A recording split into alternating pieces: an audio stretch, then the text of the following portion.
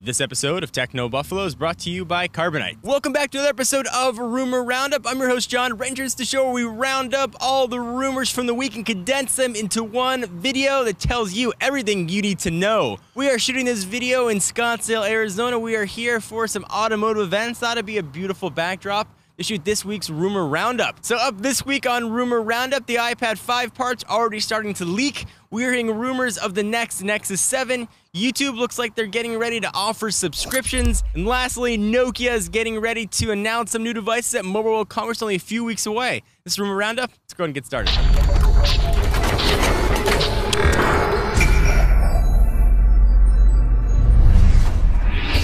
So you know that brand new Nexus 7 you've been loving for a few months now? It's looking like it might be outdated. Google reportedly announced the second generation Nexus 7 tablet in May. Rumors all suggest they've kept Asus on as the manufacturer. Nexus 7 is one of my favorite 7-inch tablet. It really helped bring that 7-inch size mainstream. Looks like the sequel is coming right up. Presumably upgrades will be a little better screen, hopefully 1080 and Tegra 4 on board. Expect the same size and overall build quality with hopefully a little bit of a smaller bezel. I'm pretty excited to see next generation the Nexus 7. Hopefully it'll bring with it a brand new operating system. Maybe we'll finally see Key Lime Pie take its bow on stage. No more of this jelly bean business. So Apple seems to be on a tear with the iPad. There's only a few months between the iPad 3rd generation and the iPad 4, and now they've announced they're going up again to 128 gigs. They can't leave well enough alone, and it looks like the iPad 5 is going to be coming as early as March. 9 to 5 Mac published some photos that look like just a bigger back panel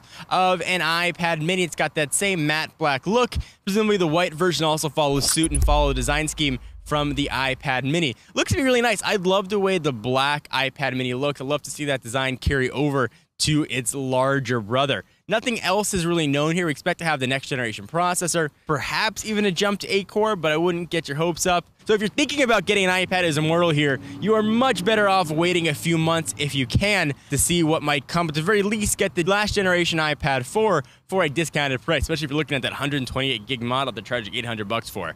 That's a lot of moolah. So Mobile World Congress is coming up next month. Those of you guys that don't know what it is one of the largest phone shows of the year where most of the manufacturers show their hot new hardware that's going to grace our pockets over the next 12 months. Nokia announced their keynote for February 25th in Barcelona. Of course, Techno Buffalo will be there. Rumors are already swirling about what they are going to announce. So you could expect an update to the Lumia 920 to include a true PureView camera. None of this PureView light we've seen on the 920, a legit PureView camera. So as you guys looking to ditch your DSLR or at least your point and shoots, you can look forward to that in the coming weeks. No other rumors of specs, but I'm hoping we're going to see support for 1080p displays from Microsoft. I would certainly expect Steve Ballmer to come aggressively running on stage. I'm Ballmer! Also would love to see the Lumia line slim down a little bit. The flagship 920 is quite the chunker. Like I'd see go on a diet. And the last rumor of the week is kind of an interesting one. This one's been swirling for it seems like years now, but looks like YouTube is finally getting ready to offer subscriptions. And now honestly, I'm not really sure how I feel about this one. So essentially what the model is going to be, it's going to offer content creators the option to offer subscriptions. It's not going to force anybody to pay. Those of you guys that don't want to watch ads, content providers can charge either $1 to $5, and you can watch all the content you want ad-free. And if you don't want to pay the price, then you can just watch the content as you would in the past. And now, honestly, I'm totally on the fence of this. I watch a ton of YouTube videos. I watch probably 10 to 20 videos a day. And quite honestly, I don't want to pay to watch all those videos. I don't mind watching an ad. It's sort of an expected thing that when you watch videos. Content providers are putting up those videos for free. They're not asking me to pay right now. So I don't mind sort of giving them a reward for their hard work. Maybe I can relate to that a little bit. On the other side, I suppose it would be nice to have additional source of income. I think the subscription model is going to be a bit of a tricky thing, at least at first. People aren't going to be used to it. I'm not sure what we're going to do if it comes to it. I'd love to hear your guys' thoughts on it.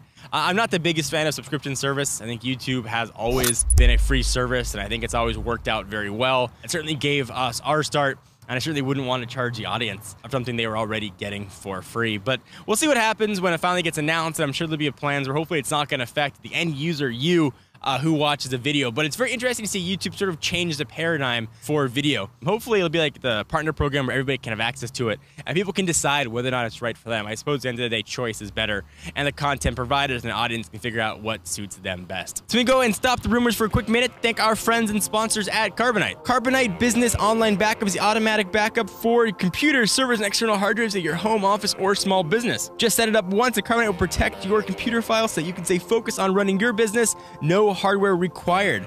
With Carbonite, getting lost files back is easier. Employees can even access their backed up files on any computer, smartphone, or iPad with the free Carbonite app. So you guys have a tablet, you're going to be good to go. For a low, flat annual fee, Carbonite keeps your business protected no matter how many computers you have or where they're located. Start your free trial, no credit card required at Carbonite.com, but enter offer code TECHNO, and you'll get 2 months free if you decide to buy. Again, that's Carbonite.com, enter offer code TECHNO, no credit card required.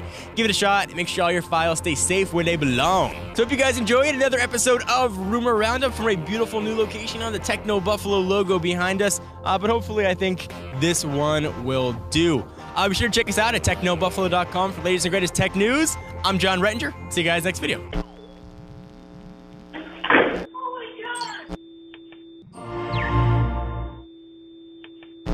Peer review stuff they put on the Lumia 920. I don't know if it's going to be an upgrade to the Lumia 920.